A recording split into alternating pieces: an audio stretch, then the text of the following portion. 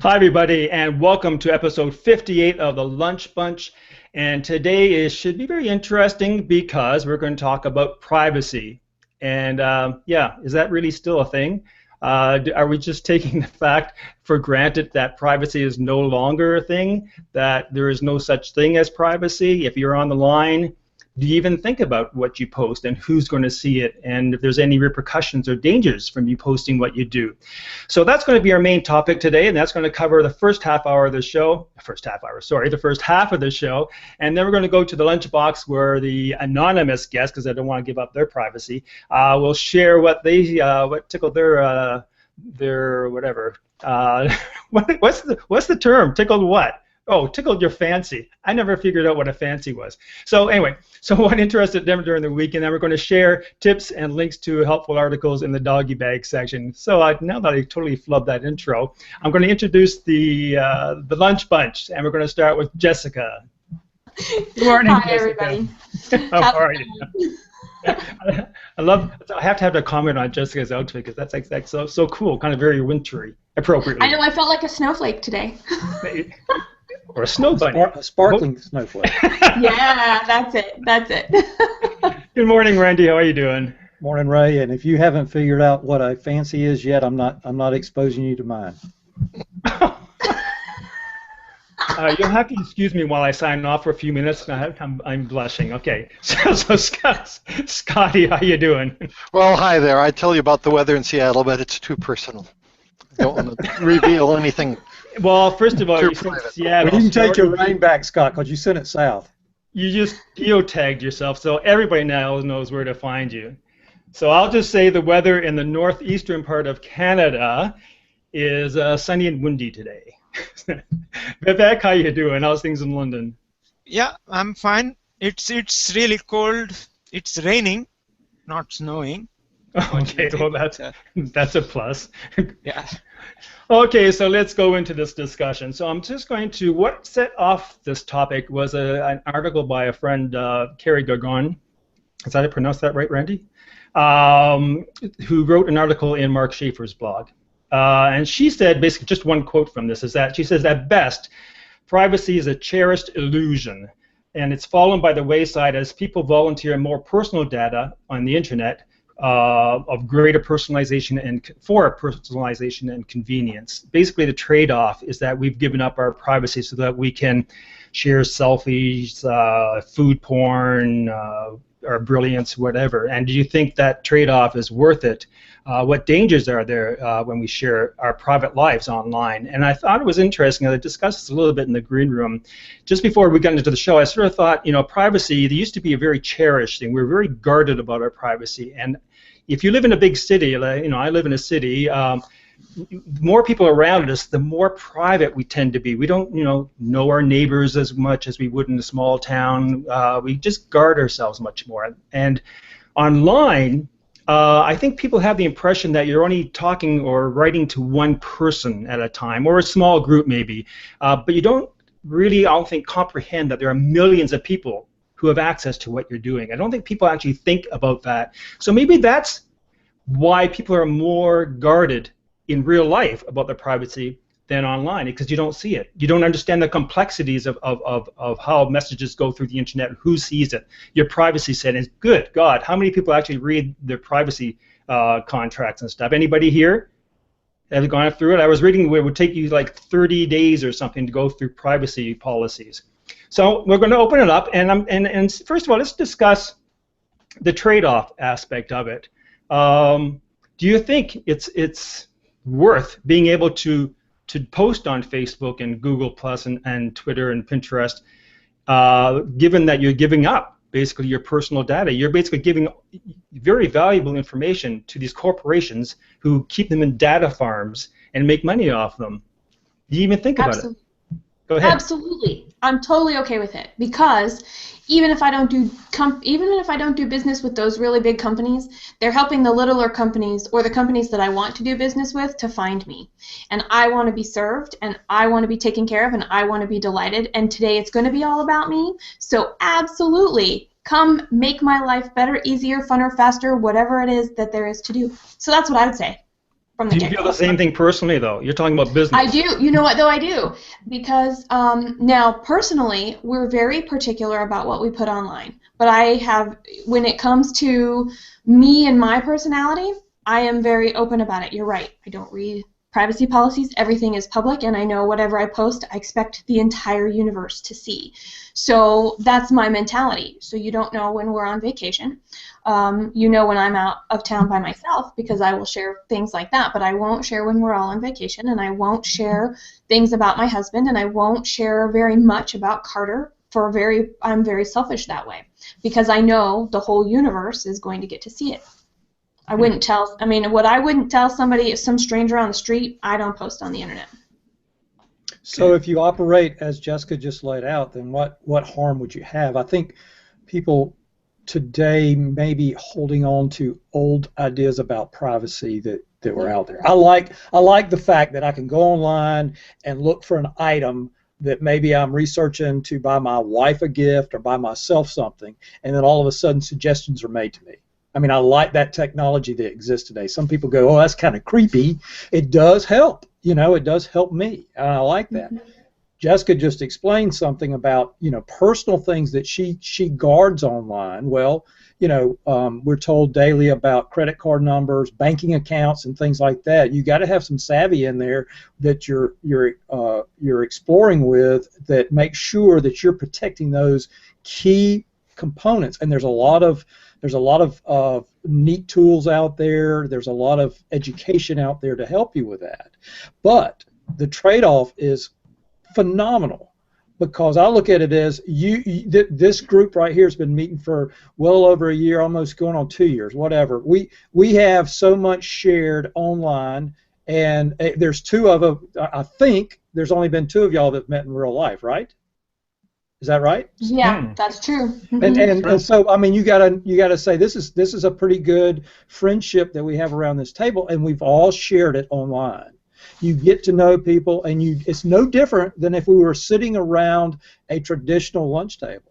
We're sharing things about, if the camera wasn't on and the world wasn't watching, then we know that Jessica might be doing something that she wouldn't normally share online, because she might share that with us because of the trust factor in there. But because we are online and we realize that the world is watching, or has the potential to watch, the potential to mine it, we kind of guarded with that. And you mentioned about privacy, Ray. This is what I think that people do not understand. Like, take Facebook, for example. You post a picture of your child on Facebook. One of your friends likes that picture. Everybody in their stream can see that if you don't have those settings set. And most people do not have those settings set, so they don't realize it. So then one of their friends goes, hey, that's kind of neat, click. They look at her, make a comment, and it just branches out. I think a lot of people operate inside a vacuum that thinks, I've got 40 people that I talk to online, and those 40 people are the only ones that see the stuff that I post. That's a very good point. And what you're saying about Facebook, for instance, about those privacy settings that few people actually check, is that someone can take those photos of you, your birth date, other family people, people in your circle, and create a whole identity. A whole Facebook page on the identity, and then reach out to other people and, saying, oh, I know I'm a friend of so-and-so, friend me, and then have access to even more personal information. And that's where I think there's some danger in that. Scott, did you have anything to add? Danger. Yeah, stranger. Can I say something about the danger that you mentioned? Sure. If I can, there is a news on the BBC which talks about a boy was murdered because he was by someone who found him online. He came. He's apparently from somewhere US somewhere. He came to UK and murdered the boy, and that case is going on. And well, okay, I want to talk about stranger online, danger. And it's... So the stranger danger, because realistically, this is what I don't know yet, and it would be very interesting to get some updated stats. But when I was in school, stranger danger became this really big thing, and we got we became afraid of people we did not know. Most people, not me. I don't mind strangers, and I never have. But the idea being is, what that did was it took the majority of this fear and applied it to the majority of the unknown, which is not where the problem was. The majority of the problem is in the people that we already know. And so my question then is, how does that apply to what we know online? Are we giving Weird Uncle Harry more information than just from what we see at family dinners or family get-togethers because we are online? And so we all know who the people we aren't comfortable with in our own families and our own communities, and that kind of sense on the back of your neck, it's hard to tell online. But my question then comes back to, do we really have to worry about this great big unknown, or do we really just need to worry about the people that kind of make the little hairs on the back of our neck stand up, whether they're online or offline? I think you should have a creep factor in there, that you are aware that there's creeps out there, and if somebody comes across in your online community that's a creep, that you block them. Yeah. You got to do that, and you got to make yourself aware of it. I think a lot of the situations that happen, there are predators out there, that prey on the trying to have sex with a young kid and lure them into something, or for what other godly things, But your stranger danger thing is something that reminds me of a current situation. When I was a kid in school, it was, if you feel strange, you look for a police officer and you go to them. Today it seems like, well, the police officers are not good, don't go to them. I mean, and that's kind of taking a situation that's going on right now and exacerbating it a little bit. But I mean, there's so many mixed messages out there.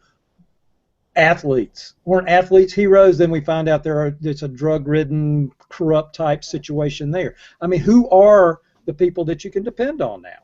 And go ahead, Scott. No, I can answer that, and that is, and this is off topic, but if you've got young kids and they need help, what you do is you tell them to go to the nearest woman. And when you think about it, a young person, and I'm talking 4, 5, 6 or something like that, if they go to a woman, chances are they're going to be in a safe environment. If they go to a man, chances are they'll be in a safe environment too, because the majority of people are very helpful and whatnot. But you decrease the amount of opportunity for something to go wrong if you put your trust in a woman.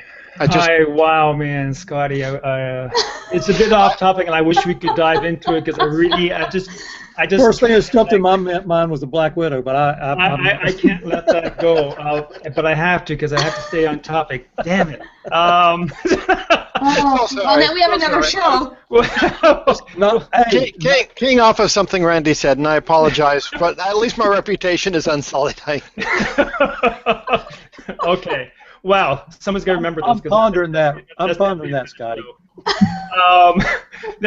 So let's get back to privacy, and I hear what you're saying, but we're a pretty savvy bunch, right? We know what we're doing, and most people don't. And I think, other than stranger danger, I mean, there's the whole element of stealing identities. And I think I don't know anybody in my circle, including me, who hasn't had their email broken into or their Facebook account broken into. And there's things we can do. I mean, I use a two-step. Yeah, but what's the harm of somebody breaking into your Facebook account? Well, that's just one step that they can take and create a whole identity with, and open up an account, a credit card, or. That's the big thing that people are. I mean, your credit card's not on your Facebook account, or mine's not. I don't know why you. No, but they can create an identity. Say they're gonna. Okay, I'm Ray Hiltz, and this is my birth date, and this is and then just go to a bank and create an account. That's true. That's true. And my wife and my card got hacked 2 weeks ago, and $1,000 was charged in Hong Kong, and within 15 minutes of it being charged, I got a phone call, an alert, and my bank shut it down. I mean, there's measures that you can put in place to stop that. Yes. But like Jack's always in the audience, he brings up the point, and this is a good one. Don't wander down dark alleys in strange neighborhoods. I mean, bring it back to common sense. Don't do certain things that you know are not right. Don't go on some unsupported site and give them your credit card number. You know, don't use that. But then we go back down and we go, well, wait a minute, Target and Lowe's and places like that, they've all been hacked. I mean, that's what we live in today. And there are applications coming out and safeguards coming out daily to combat that. Unfortunately, the unsavory type folks are always one step ahead of that, and they're always going to learn a way to do it. But I like what Jack said. I mean, just stay in the light. Just stay in the light. Mm-hmm. I'm just going to highlight that, Jack. Go, Jack, go. No, that's true. I mean, you know, don't wander down dark alleys, is it digitally or real. I know that we want to keep this personal, and I think there's some things that we can do, and I think, Jess, you hit it on some stuff on Facebook, especially things that you should post not post. And I had a list of things, and what I'll attach a link either in the follow-up post or do you want to know another secret? Page.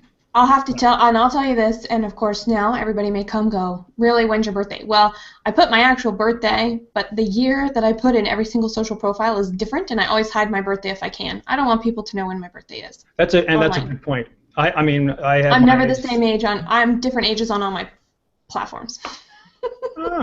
And do you change your profile picture accordingly? No, but that would be fun. Below 30, though. Wouldn't that be fun? That would be kind of fun, wouldn't it? No, I went back before the show today and checked my Facebook settings, and I wanted to make sure I didn't have my whole birthday, and it was there, and I thought, oh my God, Hilt, you can't be that stupid. And then I looked, it was only for me to see.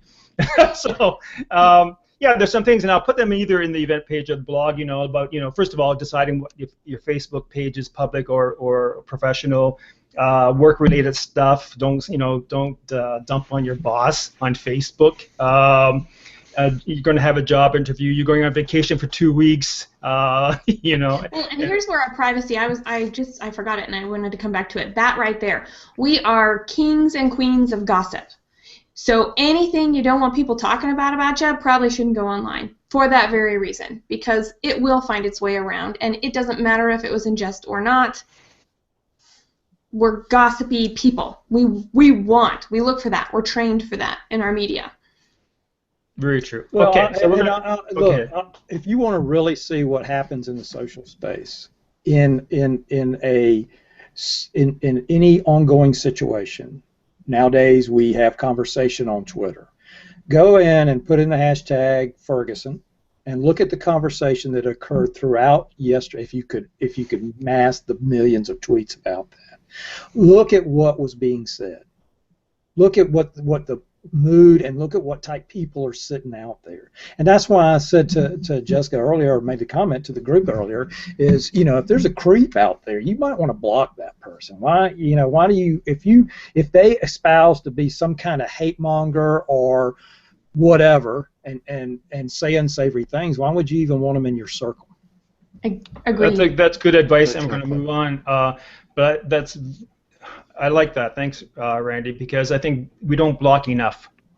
There's, and sometimes I avoid those kind of comment threads because I just feel so dirty after reading it. It's just like, there are awful people in the world, and I try to build this kind of buffer around me where I don't have to be exposed to them unless I want to.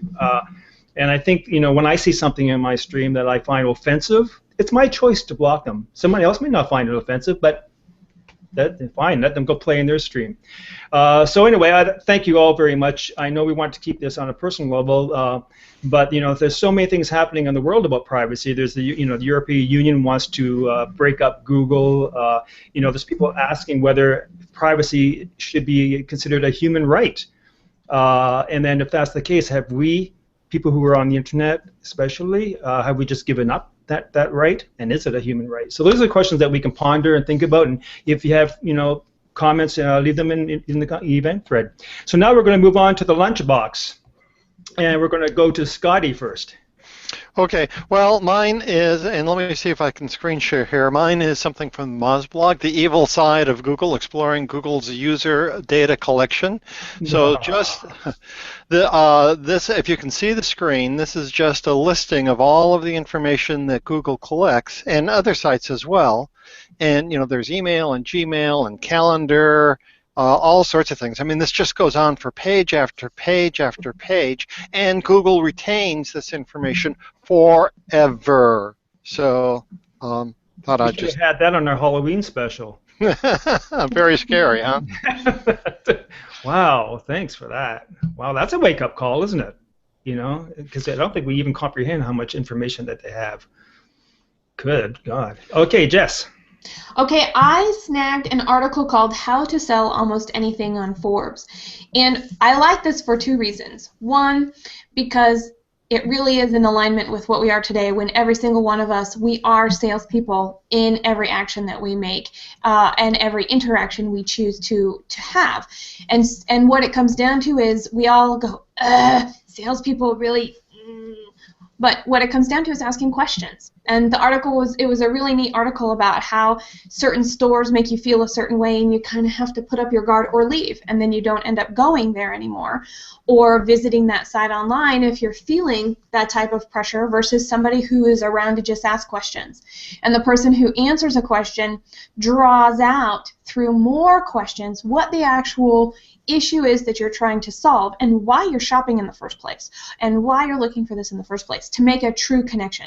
And by the way, I have to say, people who sell like that are qualifying right away. And people who sell like that know who they want to be able to refer to quickly, which product of theirs these people should go in, and actually maximize their time. So when we're in an organization of 1 to 10 people, or even if we're talking at like 500 or 1,000 people or more, having that understanding of what are the questions to ask, what are the signals, and how do you send them down their path, increases our credibility and increases our sale and our potential for sale, because we have that trust factor there. So, cool article. Very interesting. I wish I could come across more salespeople like that, though. But you're right. I mean, that's super. Who's next? Is it Randy? Dovetailing off of what Jessica just said, I ran across an article, and this is for the marketers and salespeople out there. We're always doing whatever we can to upgrade our social media tactics, even if the platforms have not developed to or sanctioned those type tactics yet. So I ran across a good little article on Adweek, 5 social media hacks every marketer should know. It goes into talking about selling on Facebook, Pinterest, and Twitter. In Instagram, making your Instagram post shoppable, even gets into Snapchat. Pretty interesting. And then the newest thing, giving your Facebook, like doing Hangouts on Air Live on your Facebook page, and finally using cinema graphs in your posting, and the impact that these actions are doing and helping. So I'll share that. I found it very interesting, quite condensed, and some helpful links in the article. Thanks very much, Randy. So Vivek, what we got? Yeah, this is a Business Insider article, and this talks about the Facebook app on an iPhone. Okay. They have found that it's quietly clogging up your phone. This is specific to iPhone. And you go on the Facebook app on your iPhone, and you find a link. You click on the link. It actually downloads the entire page and stores it on the phone. You go on doing that, you are going to end up with a phone that is practically full. That's what they are saying. Okay. So that's okay. Because that's one of the things I don't on my iPhone. There's that other category that I never know what is. I don't know how to empty it. So that could be one of the things, I suppose. So let's move along to the doggy bag section, and we've got Jess leading that off. All right. I brought with me a calming and centering meditation. We are going into an amazing time of year where we're past fall, we're not quite to winter yet, but we're kind of all experiencing some sort of weather, and it's a time to reflect on what we did, it's a time to plan for next year, it's a time for all of that place, and we really need space in our mind to do that. And so I'm only going to read the top of this card, and then I'll take a picture of it for later. With one thought constantly following another, your mind may start to feel claustrophobic. This meditation will help you clear your mental space and give you a much-needed mental holiday. And this is something that we can do in 1 minute, 5 minutes, 10 minutes, or however long you like to sit and meditate. But it's a good, stopping, clearing the brain, and allowing stuff to go, what doesn't serve us to go, so the things that are serving us can grow even more, is a very key piece. Trick is to find that little quiet space during the holidays to do that. A closet. I used to hide in the closet to talk to my friends on the phone. I also now sometimes hide in the closet to meditate. It's dark, it's quiet, I'm alone, only I fit in there. I don't go in the closet much these days. No. Randy, your turn. Well, to pick up on the article that I shared in the lunch box, I mentioned cinemagraphs. Some people might not be familiar with that. That's kind of a newer trend coming out of the fashion industry. But much like Facebook does not allow GIFs, and I like GIF, the motion, small motion sequences and things. Cinemagraphs are really it's a photograph, a stationary photograph. It tends to be more of a photograph than video, but it's got one object in it. Say a birthday cake, and one candle is lit, but it's an actual photograph. So I've got a how-to guide. I'll share with that how to create a cinemagraph. Oh, very cool. Can you see those on Facebook? Yes. Oh, you can. So I think so. Yeah, I've seen some of. Yeah. Mm. Oh, cool. Because I missed that. That's too bad that Facebook doesn't do GIFs. Okay, Scotty. Well, hi, and my doggy bag is visual representation of things.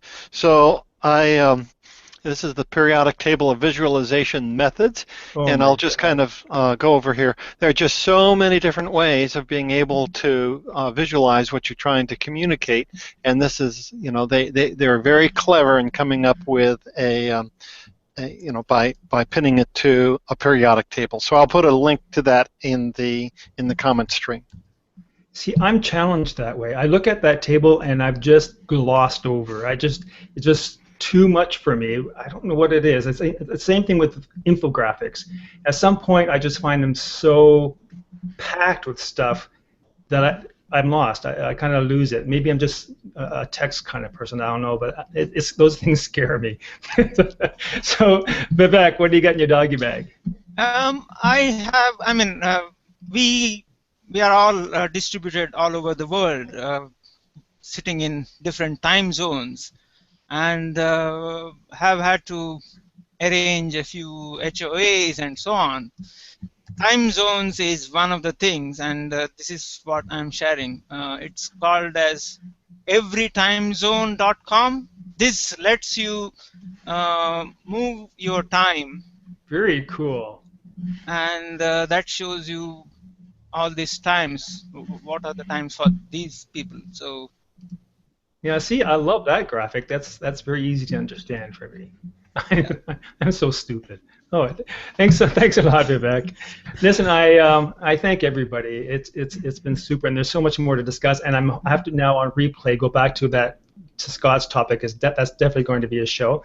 And I also want to say a very happy Thanksgiving to all my American friends. Well, and enjoy a wonderful Thanksgiving. Drive safely tomorrow, and enjoy your turkey or whatever else you're going to have. I look forward to it every year, as I said before, because for me, I watch the Macy's Thanksgiving Day Parade. It's a throwback to my childhood, and to watch all the Broadway musical extracts and stuff like that. So George just doesn't get it, but it's just something that I do every year. Some people have the football thing. I'm about the parade. So thanks very much again. I look forward to next week, and have a safe and very happy Thanksgiving. Bye-bye.